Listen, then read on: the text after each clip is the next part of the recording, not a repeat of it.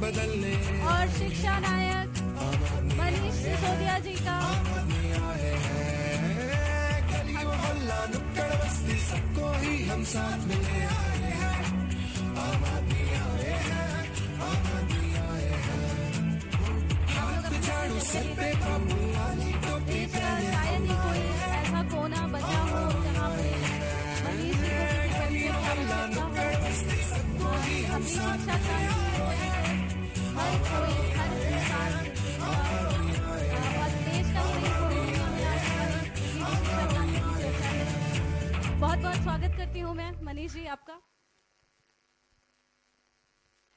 दिल्ली संवारी अब है उत्तराखंड की बारी, आपकी पार्टी की ये टैगलाइन है यहाँ। और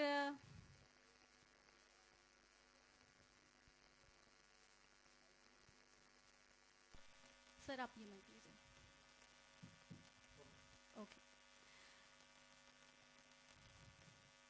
सर, बहुत बहुत स्वागत है आपका। दिल्ली संवारी अब है उत्तराखंड की बारी, ये आपकी पार्टी की टैगलाइन है, तो इसके बारे में आप कुछ बताइए। देखिए, दिल्ली संवारी, दिल्ली तो अभी संवर रही है और पिछले 5 साल में मुख्यमंत्री अरविंद केजरीवाल जी ने जो काम किए, पिछले 5 साल मतलब इस टेन्योर से पहले, तो उनकी चर्चा इतनी हुई कि जब चुनाव के दौरान आमतौर पे जब सरकार में 5 साल रहने के बाद नेता चुनाव के दौरान वोट मांगने जाते हैं तो लोग यही कहते हैं कि भाई आपने हमारा ये नहीं किया, हमारा ये नहीं किया। मुख्यमंत्री अरविंद केजरीवाल जी को कहते थे कि आपने काम इतने कर दिए, हम पे गिनाए नहीं गिन रहे। तो आपने स्टेट लेवल पे, लोकल लेवल पे खूब काम किए। तो मुख्यमंत्री जी का दोबारा इतने प्रचंड बहुमत से चुन के आना अरविंद केजरीवाल जी का इसी बात का उदाहरण है। पर मैं क्योंकि आज उत्तराखंड में हूँ तो थोड़ा सा उत्तराखंड से अपनी बात शुरू करना चाहता हूँ। अगर 5 मिनट आप मुझे दें सवाल जवाब से पहले आपके। तो देखिए, 20 साल पहले उत्तराखंड के लोगों ने जो सपना देखा, उत्तराखंड को बनाया, वो सपना क्या था? मैं मतलब एक अपना राज्य होगा, उत्तराखंड होगा, वो तो एक वो था ही, लेकिन साथ साथ हर व्यक्ति जो उस समय ये सोच रहा था कि एक अलग राज्य बनना चाहिए, हमारा उत्तराखंड अलग देवभूमि, अलग राज्य बनना चाहिए, उसके मन में सपना ये था कि फिर यहाँ के बच्चों को अच्छी शिक्षा मिलने लगेगी, यहाँ के लोगों को अच्छा स्वास्थ्य मिलने लगेगा, जो उत्तराखंड के रिसोर्सेज से बिजली पैदा होती है, जिससे देश भर को बिजली मिलती है, तो उत्तराखंड को भी 24 घंटे बिजली मिलने लगेगी, हमारे घरों में भी 24 घंटे बिजली आएगी, सस्ती बिजली मिलने लगेगी। पानी जो उत्तराखंड से चाके पूरी दिल्ली, पूरे देश में जाता है, वो हमारे लिए भी उपलब्ध होगा। रोजगार हमारे बच्चों को मिलने लगेंगे। एक पहाड़ में रहने वाली महिला जो प्रसव पीड़ा से गुजरती है, उसको लगता था कि कोई अस्पताल मेरे पास भी बन जाएगा ताकि यहाँ की लड़कियों के लिए अस्पताल मिलने लगे, यहाँ के लोगों के लिए। अब 20 साल की जर्नी देखें तो पहले मेरे ख्याल से 1.5 साल कांग्रेस रही, नहीं सॉरी बीजेपी रही उस दौरान, फिर कांग्रेस आई, फिर बीजेपी आई, फिर कांग्रेस आई, अब बीजेपी फिर से है। और मौजूदा बीजेपी की सरकार को देखें तो लोग कहते हैं, अब तो मैं पॉलिटिकली काफी लोगों से मिल रहा हूं यहाँ पे, तो लोगों की एक ही कहना है जी, इस बार जो सरकार है ना वो एक्चुअली बीजेपी की नहीं है, इस बार की सरकार एक्चुअली बीजेपी कांग्रेस की मिली हुई सरकार है। मंत्री कांग्रेस के हैं, मुख्यमंत्री बीजेपी के हैं, तो ये दोनों मिलके उत्तराखंड चलाने की कोशिश कर रहे हैं, तो उत्तराखंड चल नहीं पा रहा, कुछ काम नहीं हो पा रहा, इसलिए क्योंकि कांग्रेस वाले जो मंत्री हैं कांग्रेस के हिसाब से चलने की कोशिश करते हैं, बीजेपी अपने मुख्यमंत्री को अपने हिसाब से चलाने की कोशिश करती है, जनता के हिसाब से कोई नहीं चल रहा। इसके उलट जो आपने दिल्ली संवारी बोला, 5 साल मौका मिला अरविंद केजरीवाल जी को मुख्यमंत्री के रूप में काम करने का, और केवल 5 साल में तमाम सेंटर के विरोध रहे, उसके बावजूद केवल 5 साल में आज दिल्ली के स्कूल ऐसे हो गए हैं, सरकारी स्कूल, जहां से बच्चे अब आईआईटी सीधे जाने लगे बिना कोचिंग के। आज दिल्ली में ऐसे सरकारी स्कूल, मैं बिल्डिंग्स और टीचर्स ट्रेनिंग और उन सब का तो जिक्र नहीं कर रहा हूं क्योंकि ये अलग बात हो गई, मैं रिजल्ट की बात कर रहा हूं। 98% रिजल्ट आने लगा है। आज एक सरकारी स्कूल ऐसा है हमारा हाईएस्ट, जिसका कि एक ही सरकारी स्कूल के 80 में से 5 बच्चे आईआईटी गए हैं, बाकी और कॉलेजेस में तो गए हैं, और 3 बच्चे, 4 बच्चे, 2 बच्चे तो कई स्कूलों से गए हैं आईआईटी। और ये बच्चे प्रेस वाले का बच्चा है, गांव मजदूर का बच्चा, उत्तराखंड से दिल्ली रह रहे परिवार का बच्चा, वो भी शामिल है उसमें। आज ऐसे स्कूल दिल्ली में बहुत हैं जिनके 80-80 लड़कियां 12वीं क्लास में थीं, और उसमें से एक में से मुझे याद आ रहा है 23 लड़कियां, एक में से 25, एक में 32, एक में से 36 लड़कियां तक नीट क्लियर करके डॉक्टर बनने के लिए गई हैं। ये सरकारी स्कूलों के रिजल्ट है 5 साल के अंदर अंदर। अब आप उत्तराखंड में बता दो 20 साल में कोई ऐसा स्कूल खड़ा हुआ जहां से कंपटीशन में बच्चे जा सकते हो? सरकारी स्कूल ऐसा निकला। बंद हुए ये मैंने भी सुना है और आपने भी सुना है, पर उत्तराखंड में कोई सरकारी स्कूल ऐसा आया जहां से बच्चे अब इस तरह के कंपटीशन में जाने लगे हों? अस्पताल देख लो, 5 साल पहले दिल्ली के अस्पतालों की हालत क्या थी और आज क्या है। आज लोग इंटरनेशनली देखने आ रहे हैं कि भाई क्या मॉडल है, देश भर से लोग मोहल्ला क्लिनिक देखने आ रहे हैं। कोविड मैनेजमेंट में जितना शानदार, पूरे देश में 10,000 कोविड पेशेंट ठीक करने का रिकॉर्ड दिल्ली के अस्पताल के नाम पे, देश में किसी अस्पताल के नाम पे नहीं। उत्तराखंड में तो मैंने सुना है कि सरकारी अस्पताल मुख्यमंत्री जी अपनी कॉन्स्टिट्यूंसी में ही उसको दे रहे हैं, प्राइवेट को दे रहे हैं या दे दिया है। उनसे अपनी कॉन्स्टिट्यूंसी के अस्पताल नहीं चलाए जा रहे सरकारी, वहां भी उनको प्राइवेट दे रहे हैं। तो स्कूल अस्पताल की ये हालत है। बिजली पानी आप देख ही रहे हैं, 24 घंटे बिजली है क्या उत्तराखंड में, देहरादून में? और रेट तो आप देख लो, आज दिल्ली के 70%, सिर्फ 5 साल बनाम 20 साल की बात कर रहा हूं मैं, 5 साल एक सरकार चलती है, वो 70% लोगों को, 80% लोगों के घरों में फ्री बिजली देने लगती है। यहाँ 20 साल से ये मिलीजुली सरकारें चल रही हैं, बिजली के रेट लगातार यूं बढ़ रहे हैं, ऊपर ऊपर ऊपर, हर महीने बिल बढ़ जाता है। 24 घंटे की तो बात ही छोड़ दीजिए, पानी आप जानते हैं सब। रोजगार एक बड़ा मुद्दा है। 5 साल के अंदर अंदर दिल्ली की इकोनॉमी में इतना इजाफा हुआ है कि केवल दिल्ली सरकार का बजट, जो पहले 30,000 करोड़ होता था 5 साल पहले, 5 साल के अंदर अंदर 60,000 करोड़ रुपए हो गया। दिल्ली की इकोनॉमी में फायदा हुआ, दिल्ली की पर कैपिटा इनकम बढ़ गई, व्यापारियों की इनकम बढ़ गई। उसी से तो बजट आता है, उसी से तो सरकार को टैक्स आता है। और इसके साथ साथ वहां के लोगों की नई नई नौकरियां क्रिएट हुई।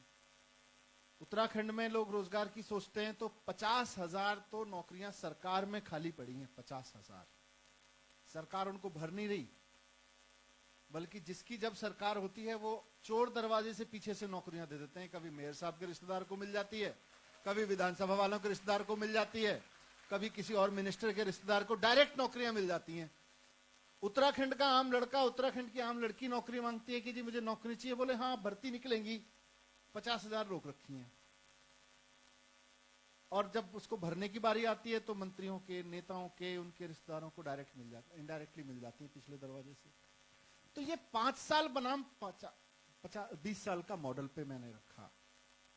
पर ये वर्तमान जो सरकार है, जिसको आज उत्तराखंड के लोग बदलने को तैयार बैठे हैं, आगे जा चुके हैं, वो इसलिए, जैसा मैंने कहा, कि लोगों का ये मानना है कि ये मिलीजुली सरकार चल रही है। कांग्रेस और बीजेपी की, मंत्री कांग्रेस से आते हैं, मुख्यमंत्री बीजेपी से आते हैं, कुल मिला के कुछ काम नहीं हुआ। मैं 1 हफ्ते पहले उत्तराखंड में आया था, कुमायूं। वहां पे हल्द्वानी में मैंने कहा था कि मुख्यमंत्री त्रिवेंद्र रावत जी, आपने आपके 5 साल हो गए लगभग, 5 साल में ऐसे 5 काम गिना दीजिए जो आपने उत्तराखंड की जनता के लिए किए हो, जिसमें पूरे राज्य की जनता कहती हो भाई हमारे लिए काम किया है। 5 काम गिना दीजिए 5 साल में। अब तक तो कुछ बोला नहीं उन्होंने, एक भी काम नहीं गिनाया। इसका मतलब एक भी काम नहीं किया। 0 वर्क मुख्यमंत्री हैं वो। आज उत्तराखंड के मुख्यमंत्री जो हैं 0 वर्क मुख्यमंत्री हैं। तो ये जनता को तो काम करने वाला मुख्यमंत्री चाहिए। तो अब लोग देख रहे हैं उत्तराखंड में कि भाई ये इनका टेन्योर पूरा हो तो कोई काम करने वाला मुख्यमंत्री लेके आएंगे। बहुत बहुत धन्यवाद सर। लोग आए हैं इस कार्यक्रम में उत्तराखंड की बात मनीष सिसोदिया जी के साथ, और कई सारे सवाल हमारे पास यहाँ पे हैं। मैं रैंडमली चिट्स उठाऊंगी और नाम लूंगी और लोग आपसे सवाल पूछेंगे। जी बिल्कुल। उससे पहले सर मैं आपसे कुछ पूछना चाहती हूँ। जब आप कुमाऊं दौरे पे आए थे, आपने कैंची धाम से अपने दौरे की शुरुआत की थी। आप गढ़वाल दौरे पे आए, आपने माँ गंगा की आरती से अपना दौरा शुरू किया। कैसा अनुभव रहा सर? देखिए, मैं मतलब सामान्य हिंदू परिवार से आता हूँ। ऐसे मतलब मेरे घर में पूजा पाठ, अध्यात्म, स्पिरिचुअल, ये मेरे संस्कारों में शामिल है। और मैं जब भी ऐसी जगहों पे जाता हूँ तो मेरा मन रहता है कि मौका लगता है तो ज़रूर जाऊँ। कल जब मैं माँ गंगा की आरती में बैठा था, ऐसे तो बचपन से बहुत बार गंगा की आरती पे आए हैं, माँ गंगा की आरती भी देखी है, वैसे भी गंगा स्नान भी किया है, तो हमेशा एक अलग शांति का अनुभव किया है जब भी आया। कल आरती में बैठा, खुद भी आराधना की, और यकीन मानिए मैं एक नेता के तौर पे नहीं बल्कि एक व्यक्ति के तौर पे कह रहा हूँ कि उस 40-45 मिनट अद्भुत आत्मीय शांति का अनुभव हो रहा था वहाँ पे। जैसे गंगा का जल बह रहा है ना, वैसे ही वहाँ मन में भी पवित्र लहरें उठ रही थी।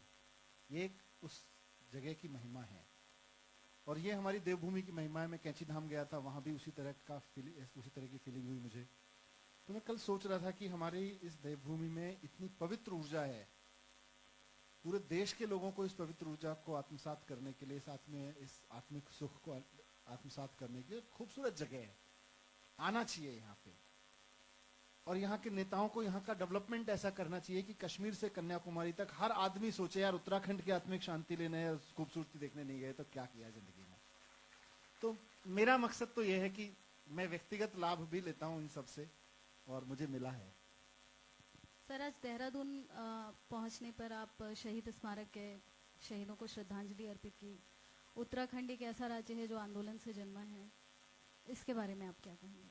उत्तराखंड के जिससे मैंने बात शुरू की थी कि उत्तराखंड के लोगों ने एक सपना देखा था और शहादत भी दी थी। मैं कल रामपुर तिराहे पे भी गया था, वहाँ भी नाम लिखे देख रहा था, कोई अल्मोड़ा से, कोई देहरादून से, कोई मसूरी से, कोई कहीं से, कोई कहीं से, पूरे उत्तराखंड से वहाँ नाम लिखे हुए हैं। और वो नाम उन लोगों के जिन्होंने, उनके रिप्रेजेंटेटिव हैं, ऐसे लाखों लोग थे जिन्होंने एक सपना देखा था। आज भी सुबह में गया था यहाँ पर शहीद स्मारक में, वहाँ भी सोच रहा था कि इन लोगों ने अपनी कुर्बानी क्यों दी। इसलिए तो नहीं दी थी कि उत्तराखंड राज्य बनने के बाद यहाँ के लोग जिन लोगों को एमएलए चुनेंगे, मिनिस्टर चुनेंगे, वो 5-5 साल सरकार में रह के अपनी आमदनी जब 5 साल उनके पूरा होंगे तो 96% बढ़ा लिया करेंगे। पिछले साल हुआ ना, 2017 में मैंने सुना था। इसलिए तो नहीं दी थी, इसलिए तो कुर्बानी नहीं दी थी कि उत्तराखंड राज्य फिर ऐसे मंत्रियों को झेलेगा जिनको राज्य की जनता करेगी कि 0 वर्क चीफ मिनिस्टर। 5 साल बाद भी झूलने पे देखा गया, पहले इसको ले आओ, फिर उसका काम पसंद नहीं आया, फिर दूसरे को ले आओ, फिर पहले को ले आओ, फिर दूसरे को ले आओ, फिर पहले को ले आओ। ये सपना देख के तो नहीं कहा था।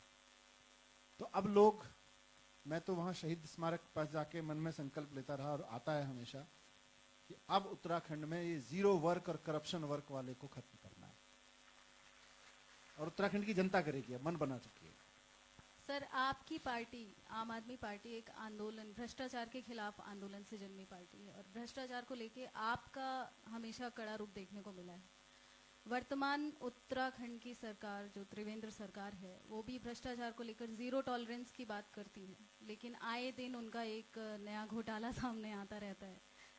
हम देखें तो हर हफ्ते ही उनका कोई नया घोटाला हमारे सामने होता है, तो इस पे आप क्या कहेंगे?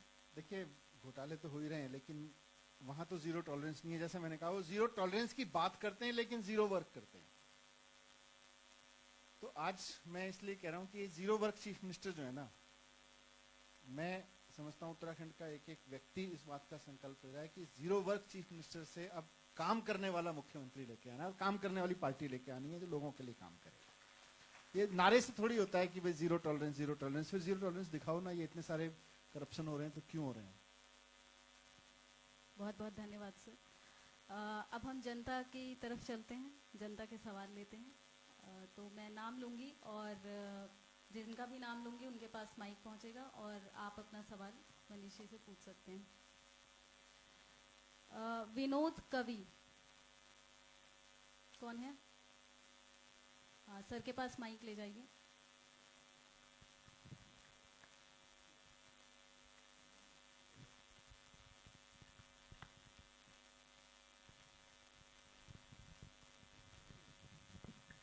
नमस्कार सर, सर्वप्रथम उत्तराखंड देवभूमि में आपका हार्दिक स्वागत। Thank you. मेरा सवाल है कि उत्तराखंड राज्य में लगभग 30,000 के आसपास संविदा पे लोग काम कर रहे हैं। उपनल और तमाम तरह के आउटसोर्सिंग एजेंसी है, उनके माध्यम से काम कर रहे हैं और उनके लिए कोर्ट और तमाम न्यायालयों से भी निर्णय आए कि इनके नियमितीकरण और समान कार्य के लिए समान वेतन देने के आदेश हुए हैं। मेरा सवाल है कि इनके स्थायीकरण के लिए आम आदमी पार्टी के पास कोई कार्य योजना होगी अगर आपकी सरकार आती है तो? देखिए, 5 साल के अंदर अंदर अरविंद केजरीवाल जी ने जो दिल्ली में काम किया मैं वो बता सकता हूँ, उसी से यहाँ के लिए इंस्पायरेशन निकल सकती है। पहले हमारे दिल्ली में 60-70% लोग गेस्ट टीचर्स के रूप में काम लिया जाता था और उनकी स्थिति ये थी कि उनको मिनिमम वेजेस मिलता था। अच्छा, अब गेस्ट टीचर्स को भी आप मिनिमम वेजेस पे लाओगे तो कैसे पढ़वाओगे? जिस लड़के लड़की ने बीएड किया, फिर फाइनली सीटेट भी किया, आगे सीटेट आया चल के, पर उसको मिनिमम वेजेस देते थे। तो सबसे पहले तो हमने, क्योंकि उसमें वहां कोर्ट के कुछ नेगेटिव आदेश थे, तो सबसे पहले हमने उनको समान वेतन दिया। आज दिल्ली के गवर्नमेंट स्कूल में पढ़ाने वाले गेस्ट टीचर को भी उतना ही वेतन मिल रहा है जितना परमानेंट टीचर को मिल रहा है। तो उससे उसकी लाइफ में, और दूसरा उसको हमेशा करते थे ये कि 1 साल बाद, फिर हर साल 1 साल के लिए अनुबंधित करते थे। तो हमने कहा यार, जब भर्ती करेंगे, जब इनको परमानेंट करने की प्रक्रिया होगी कोर्ट के हिसाब से, उन सबसे तब होती रहेगी, पर कम से कम हर साल की तलवार तो हटकाओ इनके सर से। अब वो कंटिन्यूटी में आ गए। अब उनको हटाता नहीं है कोई कि हर साल आपको छुट्टी के बाद हटाने का वो आएगा, फरमान आएगा और आपको अगली बार लिया जाएगा नहीं लिया जाएगा वो अगले साल निर्भर करेगा। हर आदमी को बताएं कि भाई मैं अगले सेशन में भी हूं और मेरे को टीचर के बराबर की तनख्वाह मिल रही है, सरकार के टीचर के। उनको मातृत्व अवकाश से लेके उनको जितने भी तरह के छुट्टियां और वो सब मिलते हैं वो सब भी दिए। तो उससे क्या एक डिग्निटी आई। और पिछले केवल 5 साल में, 5 साल के अंदर उसमें 17,000 टीचर्स की परमानेंट भर्ती हुई है दिल्ली में। 17,000, जो कि अपने आप में रिकॉर्ड है। और इसीलिए आज मुख्यमंत्री जी के सब वो रखते हैं कि उनके प्रति श्रद्धा रखते हैं। उत्तराखंड में भी, जैसा मैं शुरू में बोला, 50,000 वैकेंसीज हैं अभी। उन वैकेंसीज को भरने की बारी आती है तो सारी सरकार जो है, मुख्यमंत्री जी और सब, हाँ जी चली रही हैं, वो उनकी फाइलें चलती रहेंगी। और वो फाइलें हमें पता है ना किस लिए चल रही हैं, ताकि ये तो कुछ चीजें तो उजागर हो गई हैं। जैसे ही मैंने आपके सामने बोला, कई लोग इसकी प्रशंसा कर रहे थे, हाँ जी ये बात तो सही है, इसकी मतलब उसकी सहमति जता रहे थे कि मेयर के रिश्तेदार को, विधानसभा अध्यक्ष के रिश्तेदार को, मंत्री के रिश्तेदार को, एमएलए के रिश्तेदारों को मिल रही होंगी, फिर अफसरों के रिश्तेदारों को भी मिल रही होंगी। जब उन्हीं को मिलनी है तो फिर ये वैकेंसी किस लिए है? बोल दो ये आरक्षित है सबके लिए, उनके लिए, मेयरों के लिए, नेताओं के लिए। तो नीति हमारी यही है भाई कि ईमानदारी से भर्ती हो और योग्य प्रतिभा जो उत्तराखंड में है, जो फिर जब उसकी प्रतिभा का पूरा सम्मान नहीं मिलता तो फिर उसको नौकरी ढूंढने के लिए दूसरे राज्य में, दिल्ली में या कहीं और जाना पड़ता है। अगर वो अपने राज्य की प्रतिभा जब अपने काम आ रही होगी तो कितनी खुशहाली होगी, आप सोच के देखिए। अगला क्वेश्चन है सौरभ गोसाई। कहाँ है? खड़े हो जाएं अपनी जगह पे या हाथ उठा दें। सौरभ गोसाई।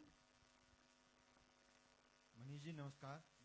मैं सौरभ गोसाई हूँ, सीमांत जिला चमोली से हूँ। मनीष जी, मेरे आपसे एक सवाल ये है कि अगर आपकी सरकार उत्तराखंड में आती है तो जो मॉडल आप दिल्ली में दे रहे थे, फ्री बिजली और फ्री पानी का, तो उत्तराखंड में यह कैसे संभव होगा जब आपको पता है यहाँ पर रेवेन्यू जनरेशन के सोर्सेज कम हैं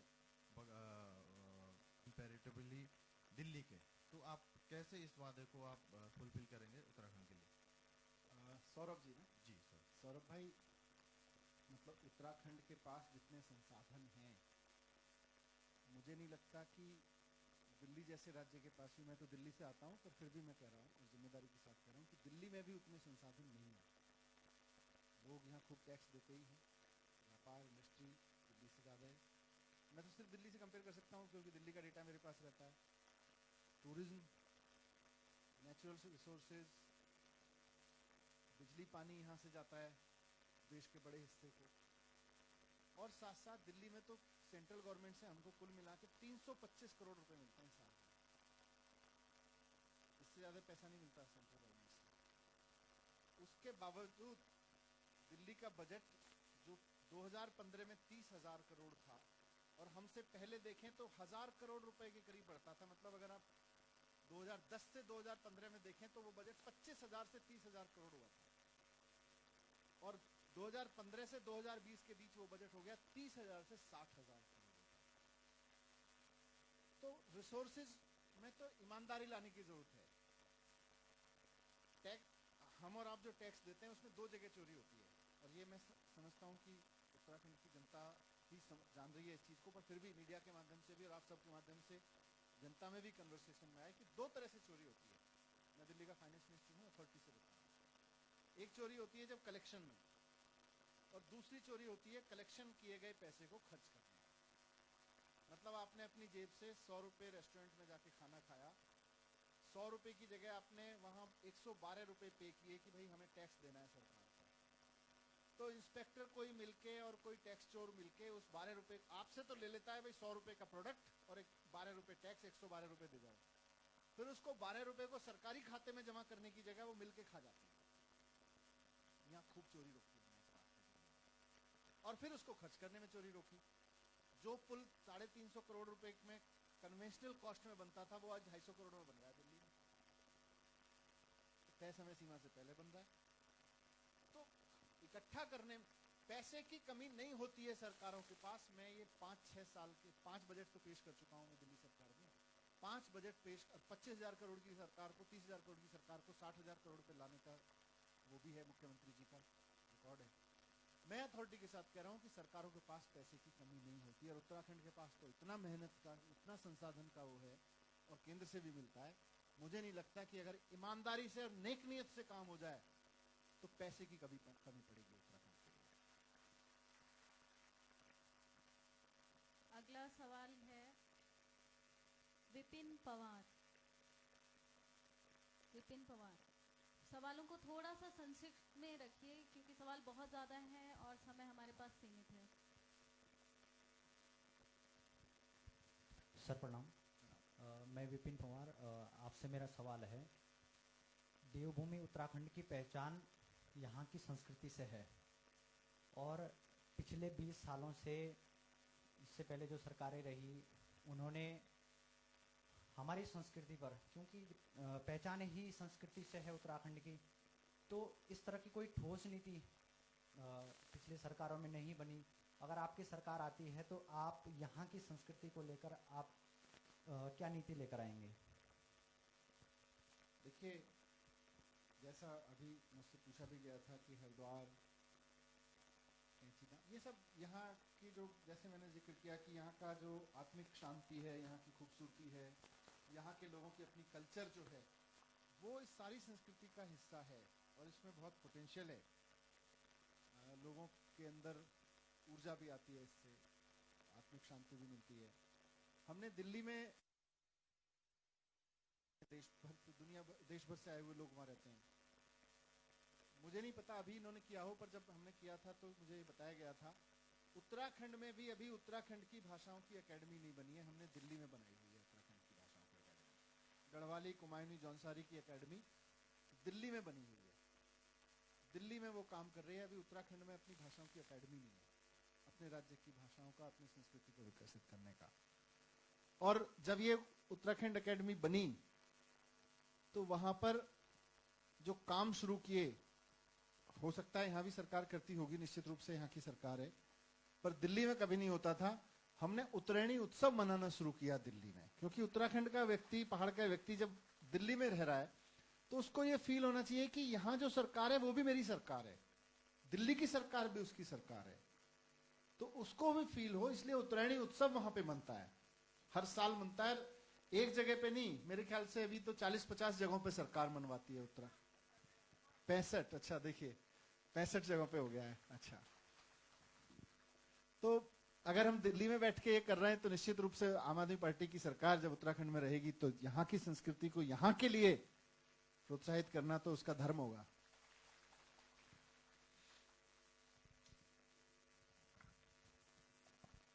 आजाद रावत। आजाद रावत, नहीं है? इनका सवाल आके रह गया है। जी, मैं सवाल पढ़ देती हूँ। उत्तराखंड में युवाओं में स्पोर्ट्स के क्षेत्र में प्रतिभा की कमी नहीं है, लेकिन प्लेटफॉर्म न मिलने से उनका टैलेंट सामने नहीं आ पाता। तो इस पे आप मुझे तो आश्चर्य होता है कि उत्तराखंड में इतना बढ़िया पर्यावरण है, इतना बढ़िया वातावरण है, इतनी बढ़िया परिस्थितियां हैं, लोग क्यों नहीं सोच रहे हैं सरकार में बैठे हुए कि यहाँ भी अच्छी स्पोर्ट्स यूनिवर्सिटीज बनाई जाएं। यहाँ का आदमी इतना चुस्त दुरुस्त है। मैं सुबह भी किसी से बात कर रहा था, वो बता रहे थे मुझको कि सेना में सबसे ज्यादा बटालियंस है ना उत्तराखंड के लोगों की हैं।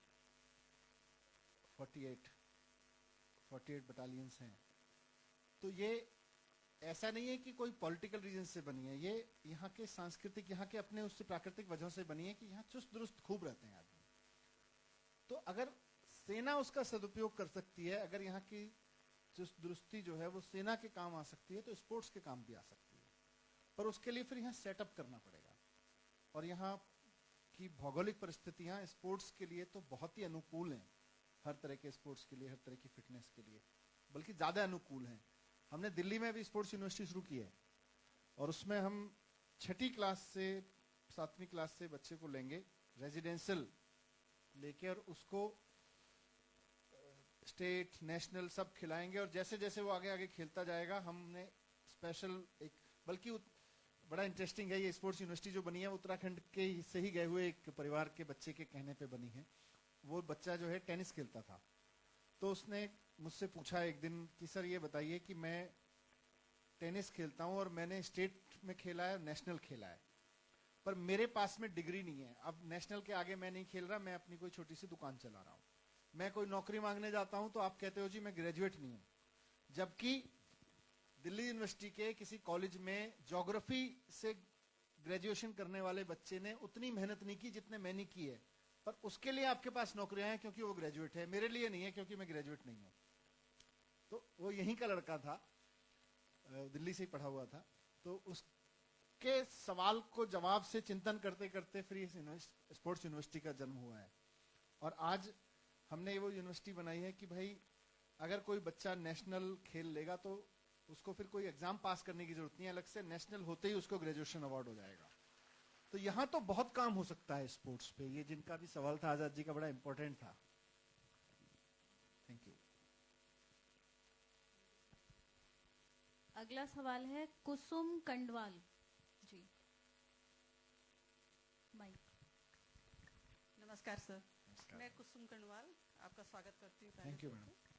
मैं सर एक्चुअल में मैं महिला हूँ। वैसे पहाड़ों में बहुत समस्याएं हैं, लेकिन महिला हूँ तो महिलाओं से संबंधित बहुत तकलीफ होती है कि जब भी कोई महिला पहाड़ों में डिलीवरी टाइम होता है उसका, तो उनको चारपाई में ला के वो लोग 4-5 घंटे तक हॉस्पिटल तक पहुँचते हैं, तब भी नहीं पहुँच पाती हैं।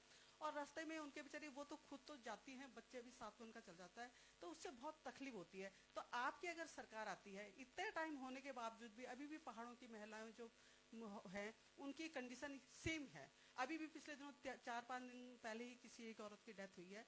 तो अगर आपकी सरकार आती है तो सबसे पहले आप महिलाओं के लिए क्या करेंगे सर, यहाँ पे बताइए। मैडम सॉल्यूशन आप खुद ही दे रही हैं।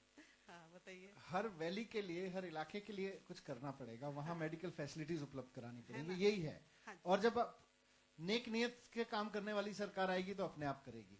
अंतर इतना ही है, जो 5 साल में अरविंद केजरीवाल जी ने दिल्ली में किया, आज केजरीवाल जी को उत्तराखंड की जनता मौका देना चाह रही है। भाई एक मौका केजरीवाल जी को दो। केजरीवाल जी के मॉडल पर जब उत्तराखंड में सरकार चलेगी तो ये भी होगा जो आप सोच रहे हैं, तब होगा।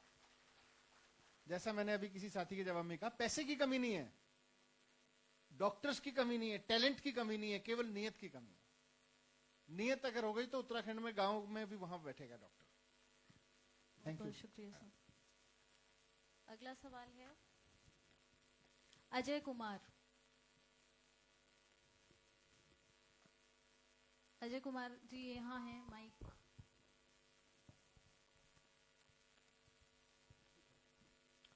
नमस्कार सर, मैं अजय कुमार आरटीआई एक्टिविस्ट हूँ, डोईवाला विधानसभा के दुधली गांव से। जी अजय। मेरा सवाल सर आपसे ये है कि जिस तरह से दिल्ली सरकार और आम आदमी पार्टी पूरे देश में जो है अपने एजुकेशन मॉडल और हेल्थ सिस्टम के मॉडल को खूब जोर जोर से प्रसार कर रही है। और आपने वादा किया है कि उत्तराखंड में अगर आम आदमी पार्टी की सरकार बनती है तो आप उत्तराखंड में भी इस तरह के स्कूल और इस तरह के हॉस्पिटल्स में सुविधाएं लाएंगे।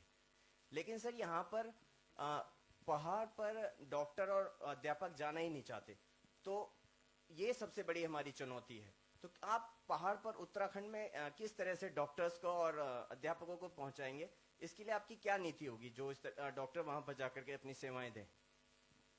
Thank you. क्या नाम? अजय कुमार है सर। अजय जी, जब आप ये बात पूछ रहे थे तो मैं सोच रहा था कि दिल्ली में 5 साल पहले क्या हाल था। और लेट मी टेल यू, सिर्फ स्कूल की बात करता हूँ, हॉस्पिटल में भी यही था। स्कूल टूटे हुए थे, हैं, लिखने के लिए बोर्ड नहीं होता था, बच्चों के बैठने के लिए डेस्क नहीं होती थी। इतना भी ठीक है, वहां महिलाओं के लिए टॉयलेट तक नहीं था, मतलब पुरुषों की तो बात छोड़ दीजिए। अब एक महिला टीचर, एक महिला लड़की जिसको हम पढ़ाने के लिए बुला रहे हैं या पढ़ने के लिए बुला रहे हैं, अगर वहां आप एक टॉयलेट तक नहीं दे सकते हैं अपने स्कूल में, फिर आप किसी टीचर से कैसे अपेक्षा करोगे कि वो वहां 8 घंटे बैठ के पढ़ा भी लेगा और खुशी खुशी पढ़ा लेगा या पढ़ा लेगी। खेल सारा सुविधाओं का है। अगर आप स्कूल में अच्छी सुविधाएं दोगे, अगर आप हॉस्पिटल्स में अच्छी सुविधाएं दोगे और उसको सह सम्मान दोगे, उसकी प्रेरणा जगा के रखोगे। आज दिल्ली के गवर्नमेंट स्कूल में वही टीचर हैं, उन्हीं के पढ़ाए हुए बच्चे आज IIT क्रॉस कर रहे हैं, जिनके पढ़ाए हुए बच्चे ठीक से पढ़ नहीं पाते थे, किताब टेक्स्ट बुक ठीक से नहीं पढ़ पाते थे, वही टीचर्स हैं। तो टीचर्स की कमी नहीं है, डॉक्टर्स की कमी नहीं है, उनके टैलेंट की कमी नहीं है, कमी सरकार की नीयत की है। वो भी देखता है कि जब वहां का मिनिस्टर, वहां का MLA अपने फील्ड में नहीं जाता है, वो मिड डे मील में कमीशन खा के देहरादून में बैठा रहता है, तो टीचर को भी लगता होगा भाई वो अपने हिस्से की कर रहा है, मैं अपने हिस्से की कर लेता हूं। लेकिन जब मिनिस्टर मिड डे मील में और किताबों की खरीद में बेईमानी नहीं खाएगा, तो फिर आंखों में आंख डाल के टीचर से भी बात करेगा, भाई देख मैं भी बेईमानी नहीं कर रहा, तू भी मत कर, चल वहीं दोनों चलते हैं। और टफ टेरेंस की जहां तक बात है, मुझे कई लोग कहते हैं भाई बड़े टफ टेरेंस है, बिल्कुल सहमत हूं मैं। यही पहाड़ की खूबसूरती है, यही पहाड़ की ताकत है। सारी दुनिया में टफ, मतलब दुनिया के बहुत सारे देशों में टफ टेरेंस हैं, लेकिन वहां की सरकारों ने नेक नियति से अपने टफ टेरेंस को अपने असेट्स में बदल रखा है। वहां से रेवेन्यू आता है, वहां से सबसे ज्यादा, आप में से बहुत सारे लोग विदेशों में गए होंगे, आप विदेशों के फेमस जगहों पे गए होंगे, वहां पे आप देखो तो उन्होंने अपने टफ टेरेंस को अपने असेट्स में बदल दिया। आज सारी दुनिया के लोग उनको देखने आते हैं, उन्हीं ठंडी जगहों को, उन्हीं पहाड़ी या दुर्गम इलाकों को। वही दुर्गम इलाके आपके लिए उपलब्धियां बन जाएंगे अगर आप वहां नेक नियति से काम करो तो। वो आज डेजर्ट होते जा रहे हैं। Thank you sir. Next question है लक्ष्मण सिंह। लक्ष्मण सिंह, माइक ले जाए प्लीज। मैं लक्ष्मण सिंह पंवार उत्तरकाशी जनपद की यमुना घाटी से हूँ। जी लक्ष्मण जी। और सिसोदिया जी, आपका बहुत बहुत स्वागत देवभूमि में। Thank you. मेरा छोटा सवाल है, बहुत बड़ा नहीं। उत्तराखंड की जो स्थापना की जो आपने बात कही, जो कहा, मैं आपसे एक निवेदन ये कर रहा हूँ कि ये अकेला राज्य ऐसा राज्य है जहां कृषि विभाग में उद्यान विभाग, बागवानी विभाग को मर्ज कर दिया गया। अकेला राज्य है पूरे हिंदुस्तान में। मैं दिल्ली में भी देखा उद्यान विभाग आपको, लेकिन ये ऐसा स्टेट है, इसको बने हुए 20 साल हो गए आज। हम जो, मैं बागवान भी हूँ, ब्लॉक प्रमुख रहा हूँ मैं, और बागवानी करता हूँ जी, सामाजिक काम भी करता हूँ। हमने अपने मेहनत से जो पेड़ पौधे, सेब के बगीचे लगाए हैं, वो 6-7 साल में हमको फ्रूटिंग स्टेज पाए होते हैं। लेकिन बड़ा दुर्भाग्य है इस प्रदेश उत्तराखंड का, इस प्रदेश को बने हुए 20 साल हो गए। 20 साल पहले जो पौधा लगा सेब का, उसमें आज तक न तो फूल आए न फल आए। बहुत बड़ा दुर्भाग्य है इस प्रदेश का। समय आ गया है। बहुत बड़ा दुर्भाग्य है कि उद्यान विभाग इतना बड़ा विभाग है कर्नाटका में, आंध्रा में, कि उसकी पहचान कृषि विभाग की पहचान उद्यान विभाग से होती है। लोग पूछते हैं are you from department horticulture, ये पूछते हैं लोग।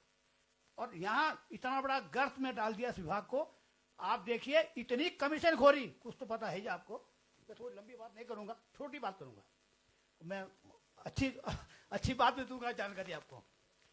यहाँ उत्तराखंड में हम बात करते हैं हिमाचल के अनुसरण की। हिमाचल 20 साल हो गए हमको सुनते भी हिमाचल। हिमाचल में दवाएं, पौध, बीज उत्तम क्वालिटी का और गारंटीड मिलता है। और उत्तराखंड में जो बीज, दवा और पौध मिलेगी वो मिलेगी कमीशन की। सर बहुत से लोग इंतजार में हैं अपने सवालों के। मैं आपसे एक निवेदन, अंतिम बात कहना, जी। उत्तराखंड में रासायनिक खाद तो आती हैं, जो दवाएं आई हैं, यहाँ देहरादून के एक सप्लायर ने राख, चूल्हे की राख को डब्बों में पैक किया और हमारे उत्तरकाशी भेज दिया यमुना घाटी में कि ये दवा इजराइल की है, ये दवा इजराइल की है, बाहर लिख दिया उसमें मेड इन इजराइल। बताइए बात। तो मेरा एक निवेदन ये है कि उत्तराखंड में जो आप भी देख रहे हैं, हम लोग पॉलिटिकल लोग हैं और पढ़े लिखे लोग हैं, समाज में रहते हैं, जनप्रतिनिधि भी रहे हैं, देख रहे हैं कि हवा कुछ बन रही है आपके हिसाब में। आप अगर इस प्रदेश में आए तो बागवानी के बारे में आपकी रीति नीति कार्य योजना क्या होगी। धन्यवाद, नमस्कार। थैंक यू पवार साहब, आपने खुद ही बता दिया कि इतना जो विस्तृत आपने बताया कि क्या होनी चाहिए। Thank you.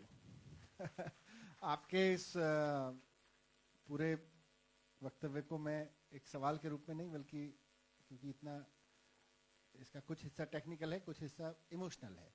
आपका जो दर्द है वो मैं समझ पा रहा हूँ कि 20 साल यही तो चीज लोग सोचते थे ना कि भाई छोटा राज्य बनेगा, लोकल परिस्थितियों के हिसाब से देख के काम करेगा, लोकल परिस्थितियों की जरूरतों को, लोकल लोगों की जरूरतों को देखते हुए काम करेगा। उसकी जगह वो किसी और डायरेक्शन में चला गया है। तो उसको डायरेक्शन देना राजनीति का काम है, राजनीति को डायरेक्शन देना जनता का काम है।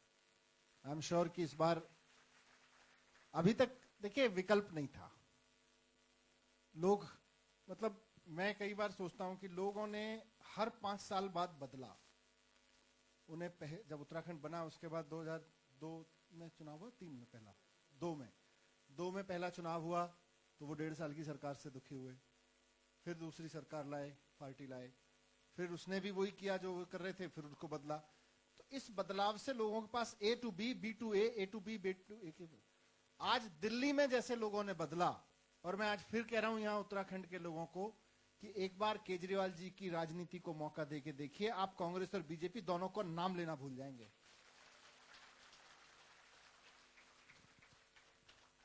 बहुत शुक्रिया सर। प्लीज अपने सवालों को आप लोग टू द पॉइंट रखिए, थोड़ा संक्षिप्त रखिए, क्योंकि बहुत सारे सवालों की फहरिस्त है हमारे पास यहाँ पे। अगला सवाल है प्रदीप थलवाल। प्रदीप थलवाल, इन्होंने सवाल लिखा नहीं है, ये शायद खुद ही पूछना चाहते थे। अच्छा, सवाल नहीं लिखा है। गजेंद्र जोशी, माइक दीजिए प्लीज।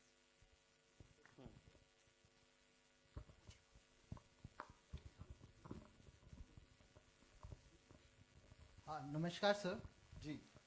सबसे पहले देवभूमि उत्तराखंड में आपका स्वागत है। मेरा सवाल उत्तराखंड की परिसंपत्तियों को लेकर है। 20 साल हो गए हैं उत्तराखंड को अलग बनके, दोनों सरकारें रही, कांग्रेस की भी रही, बीजेपी की भी रही, लेकिन उत्तराखंड के अंदर जो परिसंपत्तियां हैं, मैं आपको एग्जांपल के तौर पे बोल दूं, टिहरी डैम हो गया या भीमगोड़ा डैम हो गया, लोहिया बांध हो गया बनवसा में, या रामगंगा बांध है, इसका जितना भी राजस्व है, टिहरी डैम का राजस्व जो है 75% केंद्र सरकार को जाता है, 25% यूपी सरकार को जाता है। बाकी अन्य 3 बांध, उनका राजस्व 100% यूपी गवर्नमेंट को जाता है। इतना ही नहीं, हमारी जो भूमि है जिसमें 42 नहरें हैं, लगभग 6 झीलें हैं और 4000 हेक्टेयर भूमि आवासीय भूमि है, जो ये और लगभग 13000 हेक्टेयर जो है सिंचाई भूमि है, ये सारी यूपी के कब्जे में है। अगर आपकी सरकार आती है उत्तराखंड के अंदर, तो क्योंकि ये दोनों सरकारों को जो है उत्तराखंड की जनता ने देख लिया है, इनके पास इसके लिए कोई विजन नहीं है। अगर आपकी सरकार आती है तो आपका इसके लिए क्या विजन रहेगा? ये परिसंपत्तियां उत्तराखंड को कैसे मिलेगी? देखिए, थोड़ा सा टेक्निकल डिटेल का सवाल है आपका, क्योंकि ट्रांसफर ऑफ लैंड ओनरशिप, उसके कुछ अरेंजमेंट्स होंगे, कुछ एग्रीमेंट्स होंगे दोनों सरकारों के बीच में।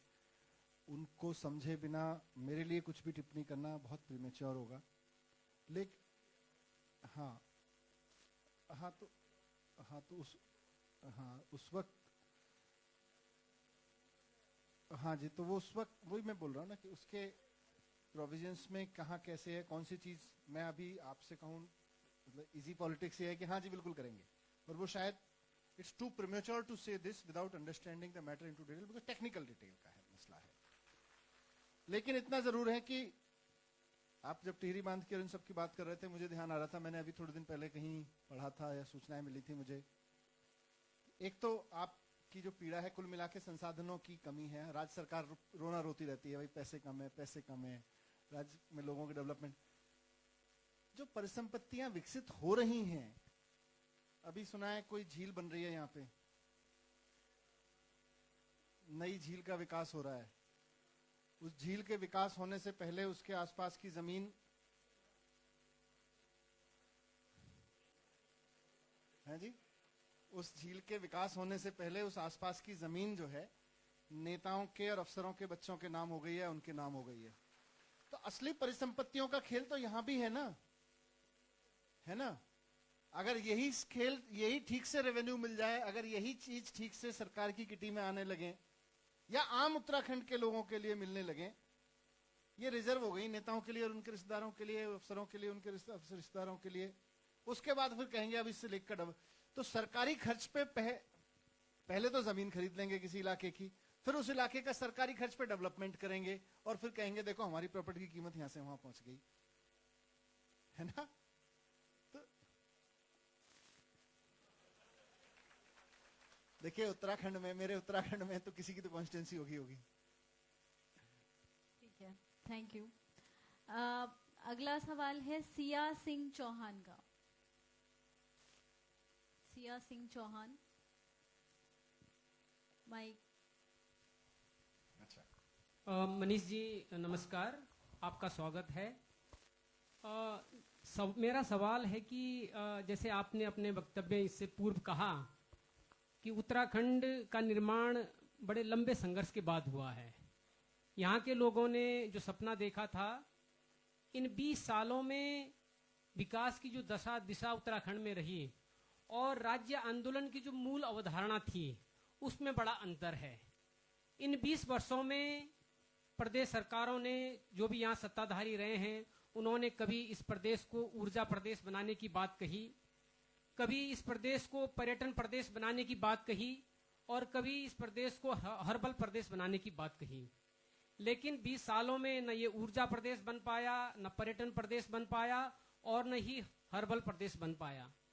अब चूंकि आम आदमी पार्टी इस प्रदेश में आप प्रवेश कर रही है, तो अगर आप सरकार में आते हैं, आपकी सरकार बनती है, तो उत्तराखंड को लेकर के, और जो मैं ये कह रहा हूं कि ऊर्जा प्रदेश नहीं बन पाया, पर्यटन प्रदेश नहीं बन पाया, हर्बल प्रदेश नहीं बन पाया, तो आम आदमी पार्टी का नजरिया और रोड मैप क्या है? काफी लंबा आंसर भी हो सकता है इसका, लेकिन मैं छोटा ही देने की कोशिश करता हूं। देखिए, पिछले मेरे ख्याल से 40-45 मिनट से जो हम चर्चा कर रहे हैं कि उत्तराखंड, ये तो नाम है, कुछ भी नाम दीजिए, अगर उत्तराखंड के बच्चे को, उत्तराखंड के किसी आम आदमी के बच्चे को अपने सरकारी स्कूल में अच्छी एजुकेशन नहीं मिल रही, फिर चाहे आप इसको ऊर्जा प्रदेश बना लो, चाहे हवाई प्रदेश बना लो, कोई फर्क नहीं पड़ता। पहले तो उसके बच्चे को अच्छी एजुकेशन मिलनी चाहिए। जो हमारी एक बहन ने यहाँ से पूछा कि पहाड़ों की किसी वैली में रहने वाली महिला को या उस परिवार को अगर ये कॉन्फिडेंस नहीं है कि वो गांव में रह के वहां से प्रसव की पूरी प्रक्रिया वहां से बिना अतिरिक्त पीड़ा के पूरी हो सकती है, तो फिर कुछ भी नाम दे लो, क्या फर्क पड़ता है? कुछ फर्क पड़ता है जी। अगर इसीलिए कहा कि जीरो काम करने वाली सरकार से काम करने वाली सरकार आए, काम करने वाला मुख्यमंत्री आए, 0 वर्क चीफ मिनिस्टर से 100 वर्क चीफ मिनिस्टर आए, तब तो कुछ फायदा है।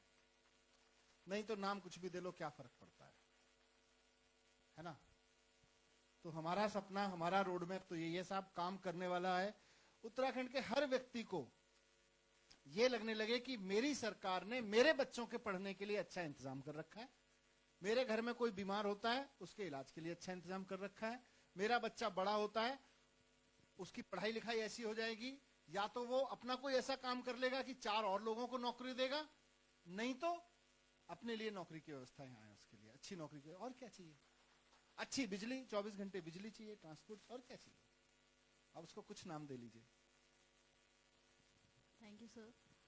और ये हमारे आज के सेशन का आखिरी सवाल है, Suresh Petwal, mic.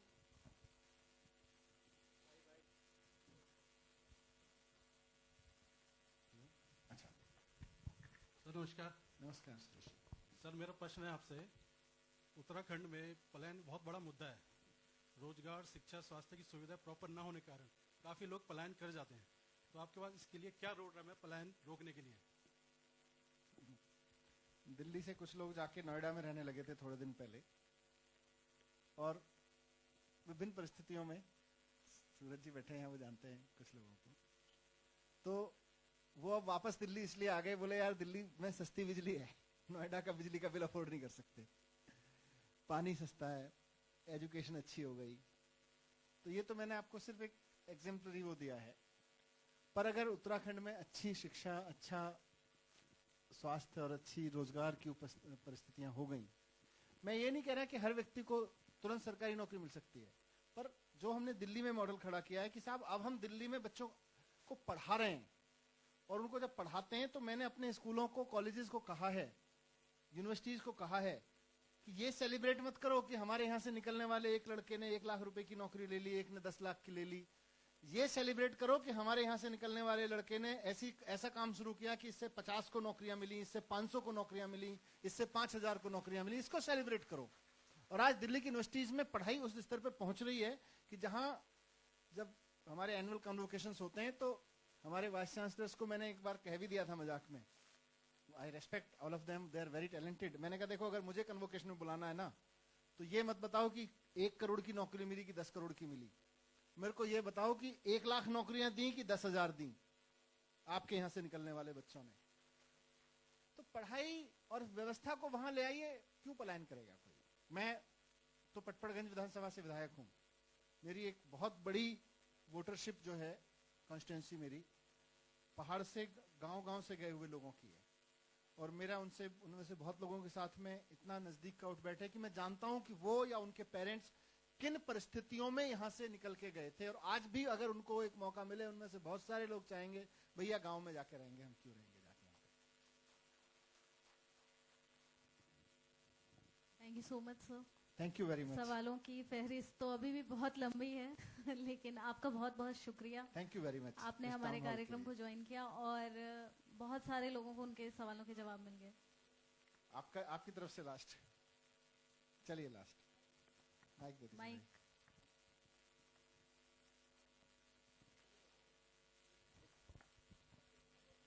Thank you.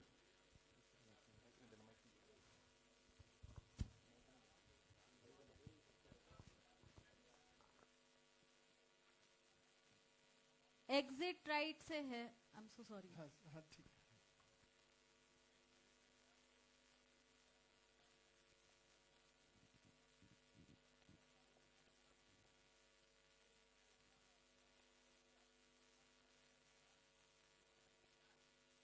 वो तो आपका क्या नाम है? Amit ji, it's too area specific and project specific. मेरे लिए यहाँ क्योंकि बिना मैं सामान्य तौर पे, हाँ जी बिल्कुल आप चिंता मत करो, उस तरह का आंसर शायद सूटेबल होगा आपको, बट मैं नहीं देना चाहता, बिकॉज अनलेस आई अंडरस्टैंड कि क्या है कैसे है, किसी एक प्रोजेक्ट पे मेरे लिए कमेंट करना मुश्किल है। पर जिन चीजों को मैं जान रहा हूँ, जिन चीजों को समझ रहा हूँ, इसीलिए मैंने उन पर टिप्पणियां की। Thank you. Thank you so much sir. Exit right की तरफ से है आपके, आप लोग प्लीज आराम से राइट की तरफ ही जाएं बस।